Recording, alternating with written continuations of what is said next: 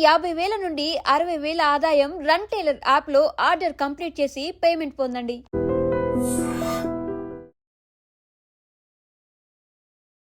Hi hello నమస్తే, welcome to iDream media. నేను మీ శ్రావ్య. Stock market గురించి మనకి చెప్పడానికి మనతో ఉన్నారు senior stock market analyst and trainer AS Chakravarthy garu. నమస్తే సార్. నమస్తే శ్రావ్య మేడం గారు. ఎలా ఉన్నారు? ఫైన్ మేడం గారు. సార్, మీరు చెప్పినట్టే నిఫ్టీ 50 అప్డేట్ కూడా వచ్చింది. మనం లాస్ట్ వీక్లో మాట్లాడుకున్నాము. నిఫ్టీ 50 వచ్చేసి 25,000 దగ్గర వెళ్ళి ఆగుతుంది అని చెప్పి 25,250 దగ్గర వెళ్ళి ఆగుతుంది అని చెప్పారు. అలాగే ఇప్పుడు బౌన్స్ బ్యాక్ అవుతుంది. ఇప్పుడు అప్డేట్ వచ్చేసి 24,968 దగ్గర ఉంది. వెళ్ళే దగ్గర సూచనలు కనిపిస్తున్నాయి మీరు చెప్పినట్లుగానే. సో నిఫ్టీ 50 అప్డేట్ ఎలా ఉంటుంది, దాని గురించి ఒకసారి చెప్పండి సార్. ఓకే శ్రావ్య మేడం గారు, మనం లాస్ట్ సాటర్డే చేసినప్పుడు మనం ఏం చెప్పామంటే నిఫ్టీ 25,000 అండ్ ఆల్లో ఉంది. ఇక్కడి నుంచి లిటిల్ బిట్ టెక్నికల్ బౌన్స్ వస్తుంది. సో నిఫ్టీ అనేటువంటిది 25,250 అండ్ ఆడు 250 అరౌండ్ వచ్చిన తర్వాత 25,250 అరౌండ్ వచ్చిన తర్వాత అక్కడ మంచి రెసిస్టెన్స్ వస్తుంది.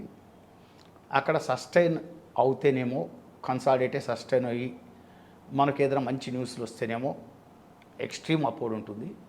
అక్కడ కనుక ఫెయిల్ అవుతే Nifty maybe it may fail at there. అక్కడ కనుక ఫెయిల్ అవుతే నిఫ్టీ మీకు స్ట్రైట్ డౌన్వర్డ్ స్టార్ట్ అవుతుంది అని చెప్పడం జరిగింది.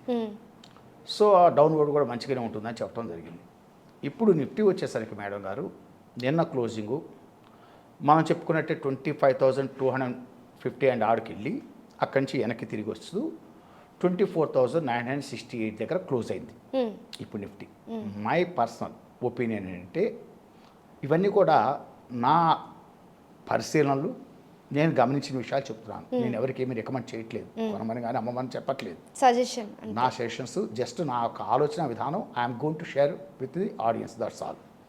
సో మీరు టెక్నికల్గా చూసుకొని, మీరు ఫండమెంటల్గా చూసుకొని అన్నిటిని బేరూజు వేసుకుంటూ వచ్చే రిజల్ట్స్ని అన్నింటిని పరిగణలో తీసుకుంటూ మీ ఐడియాలజీ తోటి మీరు మూవ్ అవ్వండి. అంటే మా ఒపీనియన్ వరకు ఐఎమ్ గోయింగ్ టు షేర్.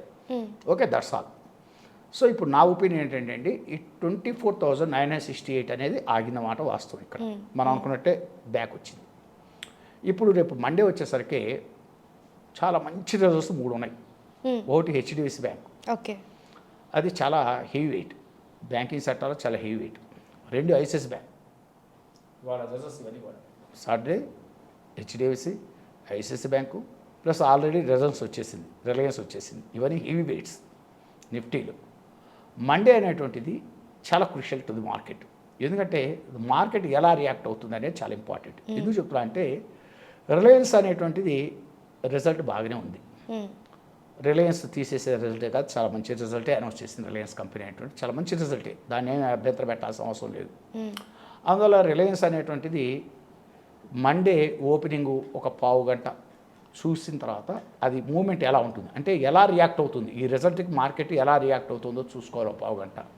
అందువల్ల రిలయన్స్ అనేటువంటిది ఇండెక్స్ మీద విపరీతమైన ప్రభావితం చూపించడానికి అవకాశాలు ఉన్నాయి. ఎందుకంటే హెవీ వెయిట్ రిలయన్స్ అనేటువంటిది చాలా నిఫ్టీలో చాలా వెయిటేజ్ ఎక్కువ ఉంది. అందువల్ల రిలయన్స్ మూమెంటం బట్టి నిఫ్టీని ప్రభావితం చేస్తుంది ఒకటి. అందువల్ల ఒక 10 నిమిషాలు వెయిట్ చేస్తే రిలయన్స్ కౌంటర్ని అబ్జర్వ్ చేయండి. రిలయన్స్ కనుక మంచి బుల్ఫే అంటే ఊపుగా లేచి వెళ్ళిపోతుంటే మార్కెట్ దాని వెనక నిలబడటానికి ట్రై చేస్తాయి మిగతా స్టాక్స్ కూడా. అందువల్ల రిలయన్స్ ఒకటి ప్రభావితం చేస్తుంది మెయిన్ మండే నిఫ్టీ మీద. రెండోది హెచ్డిఎఫ్సి బ్యాంక్. హెచ్డిఎఫ్సి బ్యాంక్ అనేటువంటిది రిజల్ట్స్ అనేటువంటివి ఒక రకంగా ఉంటాయంటున్నారు. తర్వాత అంటే కొంత స్లో డౌన్ అవుతుందని చెప్తున్నారు. బట్ మనం రిజల్ట్స్ వచ్చిందాక ఎస్టిమేట్ చెప్పలేము, ఇప్పుడు ఈ క్షణంలో మనం చెప్పలేము. రెండోది అన్నింటిలో కంటే అది గొప్పది ఏంటంటే హెచ్డిఎఫ్సి బ్యాంక్ ఉన్న గుడ్ న్యూస్ ఏంటంటే 30 సంవత్సరాల తర్వాత 1:1 బోనస్ అనౌన్స్ చేశాడు, ప్లస్ డివిడెండ్ అనౌన్స్ చేయబోతున్నారు. ఇవాళే రిజల్ట్స్. సో 1:1 బోనస్ అనేటువంటిది కొన్ని సందర్భాలు ఏంటంటే బోనస్ గుడ్ న్యూస్ వచ్చిన తర్వాత ఆల్రెడీ డిస్కౌంట్ అయిపోయిందని కొడతారు. ఒక్కొప్పుడు ఏంటంటే మంచి 30 సంవత్సరాల బోనస్ అంత తక్కువగా మనం అంచనా తీసుకోకూడదు. అందువల్ల సోమవారం హెచ్డిఎఫ్సి బ్యాంక్ ఎలా రియాక్ట్ అవుతుందని కూడా చూసుకోవాలి. ఎందుకంటే బ్యాంకింగ్ సెక్టార్ హెవీ వెయిట్ అది.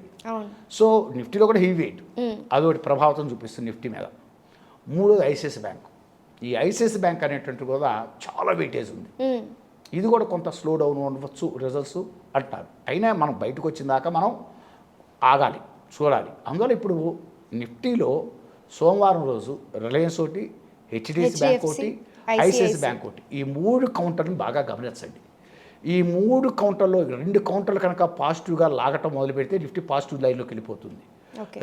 ఏదైనా 2 కౌంటర్లు కనుక వెనక్కి లాగటం మొదలు పెట్టినా అనుకోండి, నిఫ్టీ ఖచ్చితంగా స్ట్రైట్ అవే ముందు 24,800 వచ్చి అవుతుంది. ఓకే, 24,800 అవుతుంది. అక్కడికన్నా బ్రేక్ అయిపోతే నెక్స్ట్ వచ్చేసరికి లెవెల్ వచ్చేసరికి నిఫ్టీ వచ్చేసరికి 24,500 దగ్గర ఒకటి ఉంది. మళ్ళీ 24,500 దగ్గర ఒక సపోర్ట్ ఉంది. అది కూడా బ్రేక్ అవుతే మట్టుకనండి నిఫ్టీ ఆల్మోస్ట్ ఆల్ 24,400 అది కూడా కట్ అవుతే ఆల్మోస్ట్ ఆల్ అసలు మీకు ఈ 3 కనుక వెనక్కి తిరిగినాయి అనుకోండి స్ట్రైట్ అవే 24,250 రావడానికి అవకాశం. ఈ నిఫ్టీ 50లో ఓన్లీ మనం బ్యాంకింగ్ సెక్టర్ గురించే చూస్తున్నాం. బ్యాంకింగ్ అని కాదు, ఇవి చాలా హెవీ వెయిట్స్ ఉంటాయి. ఇప్పుడు ఫర్ ఎగ్జాంపుల్ టీసీఎస్ ఉంది, చాలా హెవీ వెయిట్. బట్ ఇప్పుడు మనం చూసుకుంటే బ్యాంకింగ్ సెక్టర్లోనే ఉంది కదా. బ్యాంకింగ్ అని అట్లని కాదు, ఇక్కడ ఏంటంటే బ్యాంకింగ్ స్టాక్స్ డిఫరెంట్ బేస్ చేసుకుని బ్యాంక్ నిఫ్టీ మూవ్ అవుతూ ఉంటుంది. నిఫ్టీ అంటే అన్ని సెక్టార్లు ఉంటాయి, 13 సెక్టార్లు ఉంటాయి. కానీ అంటే ఇప్పుడు మీరు చెప్పిన 3 అవే ఉన్నాయి కదా. ఈ నిఫ్టీలో ఉన్న 50లో కూడా కొన్ని హెవీ వెయిట్ స్టాక్స్ ఉంటాయి. అంటే for example TCS heavy weight stock, Reliance heavy weightage ఉంది, హెచ్డిఎఫ్సి బ్యాంక్ హెవీ వెయిటేజ్ ఉంది, ఐసిఐసి బ్యాంక్ హెవీ వెయిటేజ్ ఉంది. దీంట్లో రేపు సోమవారం ఈ హెవీ వెయిటేజ్ ఉన్నటువంటి స్టాక్స్లో 3 స్టాక్స్ ఒకటి రిజల్ట్ వచ్చింది, బోనస్లు. HDFC bank bonus cum result, ICICI bank మీకు రిజల్ట్ ఇవాళ సాటర్డే ఇవాళ ఇవ్వబోతున్నాడు. ఇవాళ హెచ్డిఎఫ్సి బ్యాంక్ రిజల్ట్ ఇవ్వబోతున్నాడు, ఆల్రెడీ రిలయన్స్ రిజల్ట్ ఇవ్వబోయింది. వీటన్నిటిని బేస్ చేసుకొని సోమవారం నిఫ్టీ ఎలా రియాక్ట్ అవ్వబోతోంది. అందుకని ఒక 10 మినిట్స్ 50 మినిట్స్ కనుక వెయిట్ చేస్తే how the Nifty is going to react. Reliance మీద మార్కెట్ ఎలా రియాక్ట్ అవుతుంది, హెచ్డిఎఫ్సి బ్యాంక్ మీద మార్కెట్ ఎలా రియాక్ట్ అవుతుంది, ఐసిఐసి బ్యాంక్ మీద మార్కెట్ ఎలా రియాక్ట్ అవుతుంది. ఆల్రెడీ టీసీఎస్ ఇవన్నీ వెనకలు అవుతున్నాయి. సో ఇవి కూడా లాగినాయి అనుకోండి స్ట్రైట్ అవే నిఫ్టీ నిలబడలేదు. నేను ముందు డైరెక్ట్గా 24,800 అది బ్రేక్ అవుతే 24,500 అక్కడ అయితే ఆగితే 24,400 అండ్ ఆడి దగ్గర ఆగాలి. అక్కడ కనుక ఆగలేదు అనుకోండి స్ట్రైట్గా 24,250 దాకా కొట్టేసుకుంటూ వెళ్ళిపోతుంటారు.